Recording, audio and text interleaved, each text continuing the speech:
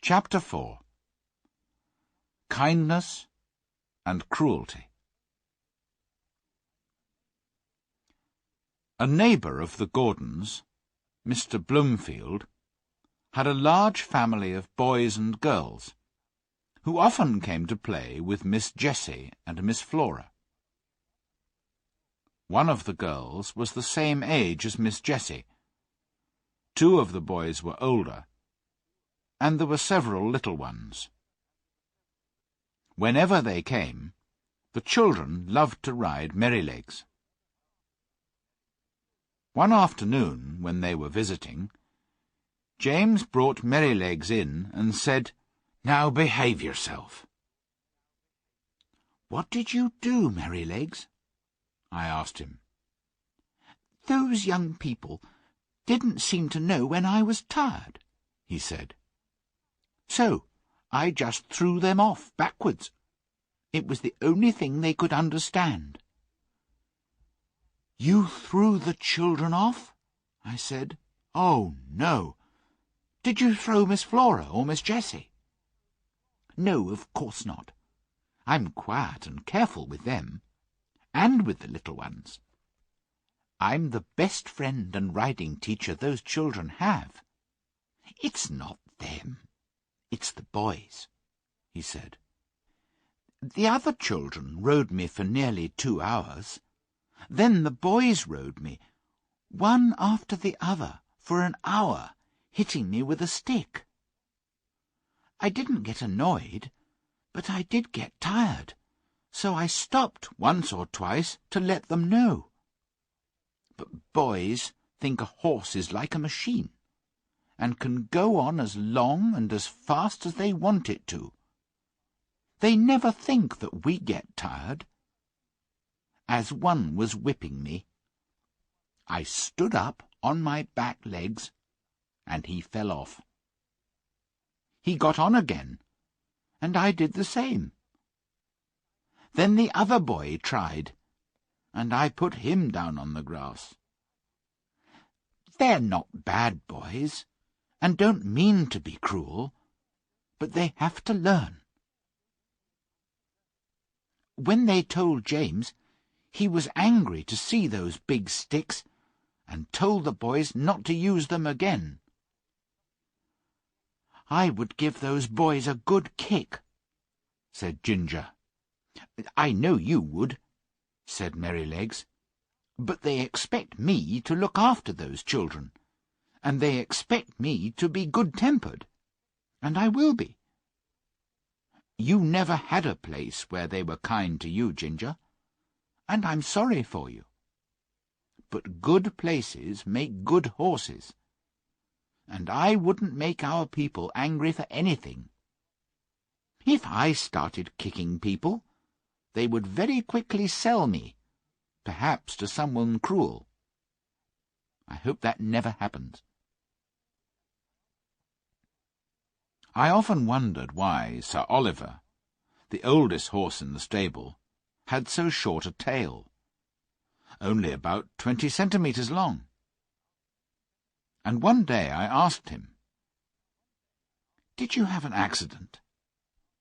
"It was no accident," he said angrily. "My long and beautiful tail was cut off when I was a young horse. At that time, some owners thought it was fashionable." "How terrible," I said. "Yes, terrible and cruel," said Sir Oliver. "Now I can never brush the flies off my sides or back legs, and all because of fashion.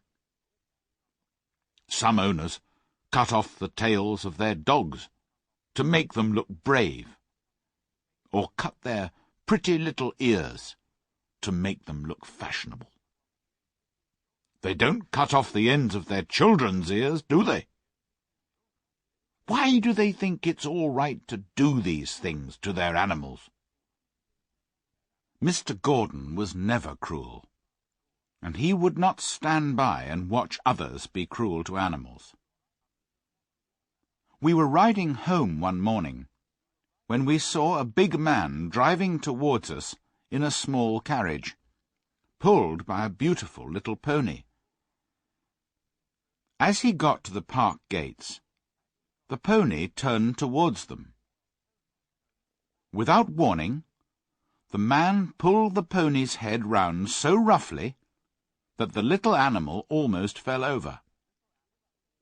Then he began to whip the pony angrily. The animal tried to move forward, but the man held it back and continued to whip it. "Sawyer!" shouted my master. The man looked up. He was a builder, who often came to the park to do work. "He's too fond of going his own way," he told my master. "He's not supposed to turn in through your gates. The road is straight on." "You often drive that pony to my house," said my master. "It only shows that the horse is intelligent and remembers these things. How could he know you weren't going there today? I've never seen a horse beaten so cruelly, or with so much anger. What will people think of you, Sawyer? As well as hurting the horse, you hurt your own good name. Do you want people to think of you as a cruel, bad-tempered man?" We went home slowly, and I could tell by his voice that the master was unhappy at what we had seen.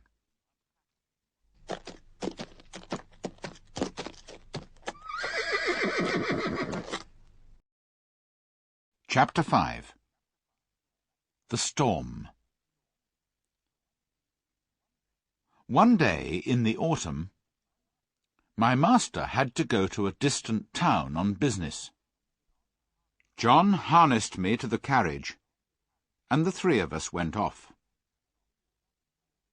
There had been a lot of rain, and the wind was very strong.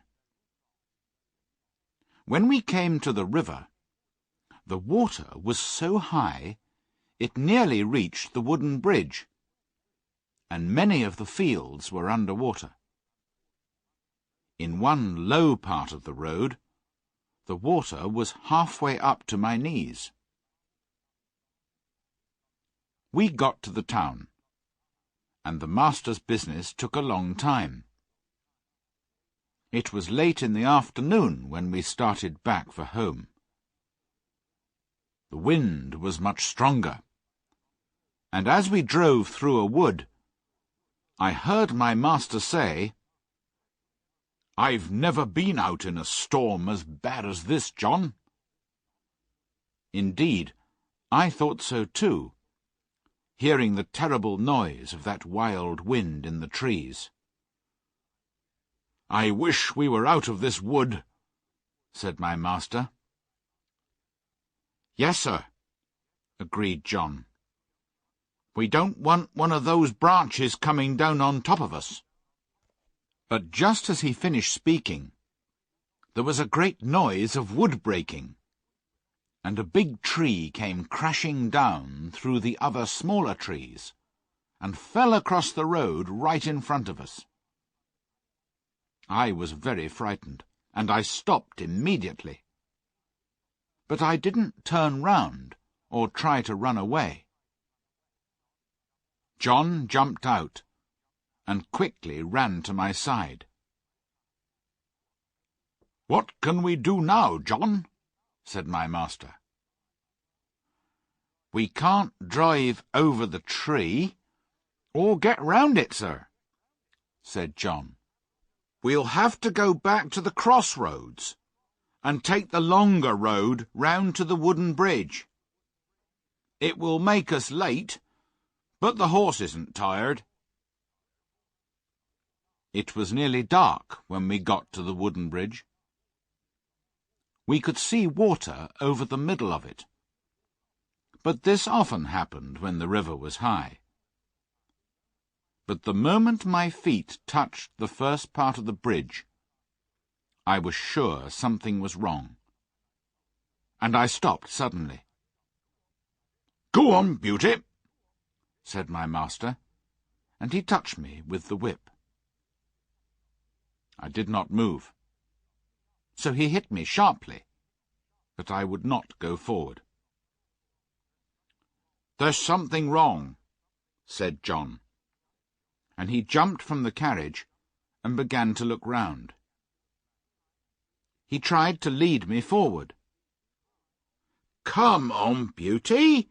What's the matter?" Of course, I could not tell him, but I knew the bridge was not safe. Just then, a man ran out of the house on the other side of the bridge. "Stop! Stop!" he cried. "What's the matter?" shouted my master. "The bridge is broken in the middle," said the man, "and part of it was carried away. If you come across, you'll fall in the river." "Thank you, Beauty," John said to me, and turned me gently round to the right-hand road by the riverside. It got darker, and the wind got quieter as I trotted towards home by another, much longer road. The two men were quiet for some time, but then my master spoke. "We were very close to drowning in that river, John," he said. "Men may be clever enough to think of things for themselves, but animals know things without thinking, and that's often saved a man's life, as it has ours tonight. People don't realize how wonderful their animals are, nor do they make friends with them as they should." When we arrived back at Birtwick Park, the mistress ran out to meet us. "I've been so worried," she said. "Are you all right? Did you have an accident?" "We nearly did," said my master. "But Black Beauty was cleverer than we were, and saved us all from drowning." One morning, early in December, the master came to the stable with a letter in his hand, looking very serious. "Good morning, John," he said. "Tell me, does James work hard, and do what you tell him to do?" "Yes, sir, always," replied John. "And he doesn't stop work when your back is turned?" "Never, sir." "And if he goes out with the horses, does he stop to talk to friends, or go into houses where he has no business, leaving the horses outside?" said the master. "No, sir," said John. "And if anybody has said that about James, I don't believe it. I never had a pleasanter, more honest young man in this stable." The master smiled, and looked across at James, who was standing by the door. "James, I'm glad John's opinion of you agrees with my own," he said. "I've had a letter from my wife's brother, Sir Clifford Williams. He wants me to find him an honest young groom who knows what he's doing. The man who drives his carriage is getting old, and needs a young man who will work with him and be able to do his job one day. How old are you?" 19 next May, sir," said James. "That's young. What do you think, John?" "It is young, sir," said John. "But he's tall and strong. He doesn't have much experience of driving, but he has a light touch and a quick eye." "Well, James," said the master, "talk to your mother at dinner-time, and let me know what you want to do." A few days later, it was agreed that James would go to Clifford Hall in a month, or 6 weeks, and for the next few weeks he drove the carriage. We went in and out of town, through busy streets, and to the railway station, where the road was narrow, and there were lots of other carriages hurrying to and from the station. Then my master and mistress decided to visit some friends who lived about 75 kilometres from our home. "You can drive us, James," said my master.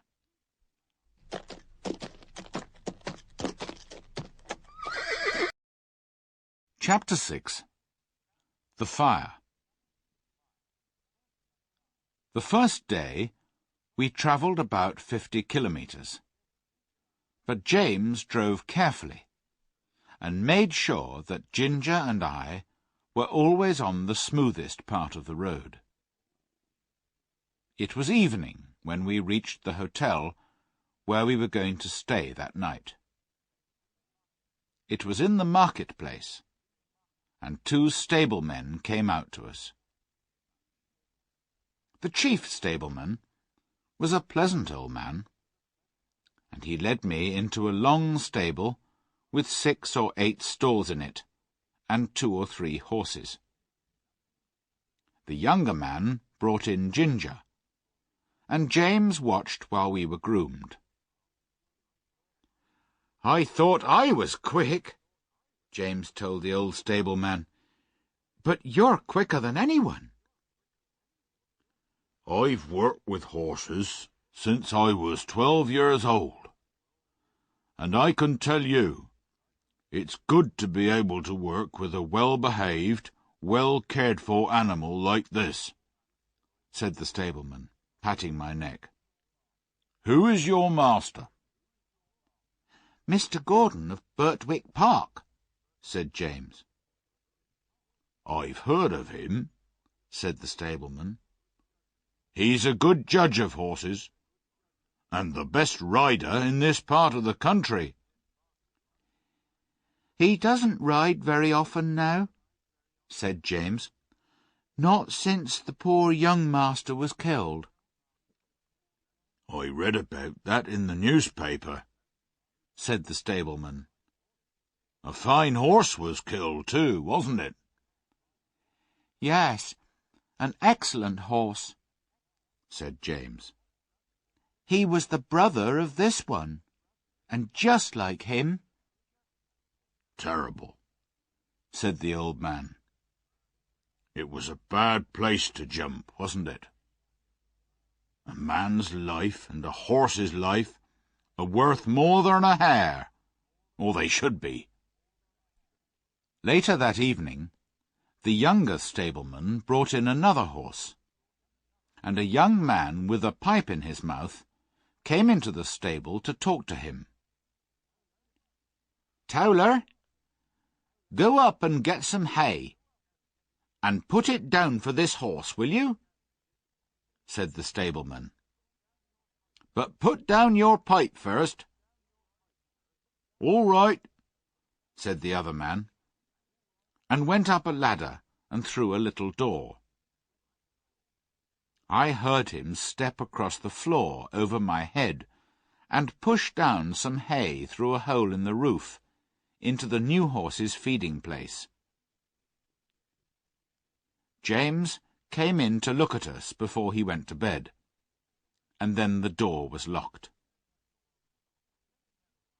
I don't know how long I slept, or what time it was when I woke up, but the air seemed thick, and I heard Ginger and another horse moving about worriedly. It was quite dark, and I could see nothing. The stable was full of smoke, and it was almost impossible to breathe. The smoke seemed to come from the little door above me, and I could hear a strange noise up there. The other horses were now all awake, moving about restlessly. At last, I heard someone outside, and then the younger stableman ran in with a light. He began to untie the horses, and tried to lead them out. The first horse would not go with him, nor the second or third. He tried to pull me out, but he was so frightened himself that he frightened me, and I would not move. The noise above was louder now, and there was a shout of "Fire!" outside. The old stableman came in quietly and quickly, and got one horse out, then another. By now, the flames were coming down through the roof, and the noise was terrible. Then I heard James's voice, quiet and friendly as it always was. "Come on, Beauty," he said. "We'll soon get you out of this smoke." He took off his scarf and tied it over my eyes, then led me out, patting me all the time. He took the scarf off, then shouted, "Take this horse, somebody, while I go back for the other." Windows in the hotel were open, and people were shouting. I watched the stable door, where the smoke came out thicker than ever. Then I heard one voice above all the others, and recognized it as my master's. "James Howard! James Howard! Are you there?" There was no answer, only the crash of something falling in the stable. But the next moment I saw James coming through the smoke, leading Ginger with him. "My brave boy," said the master. "Are you hurt?" James shook his head, unable to speak because of the smoke. Suddenly, I heard the sound of wheels and galloping horses. "It's the fire engine!" shouted someone. 2 horses ran past me, pulling the heavy fire engine. The fireman jumped out, and we went quickly into the wide, quiet marketplace, out of their way. The master led us to a large hotel on the other side, where a stableman came to take us in. Then the master hurried off to find his wife. The next morning he came to see how we were, and to speak to James. I did not hear much, but James looked very happy, and the master looked proud of him. How did the fire start? Someone said they saw Dick Towler go into the stable smoking a pipe, but that when Dick came out he didn't have it. The young stableman said that he asked Dick to go up the ladder to put down some hay, but also told him to put down his pipe first. Dick said that he did this, but nobody believed him. James said the roof and floor had all fallen in, and only the black walls were standing. The 2 poor horses, who could not get out, were buried under the fallen roof.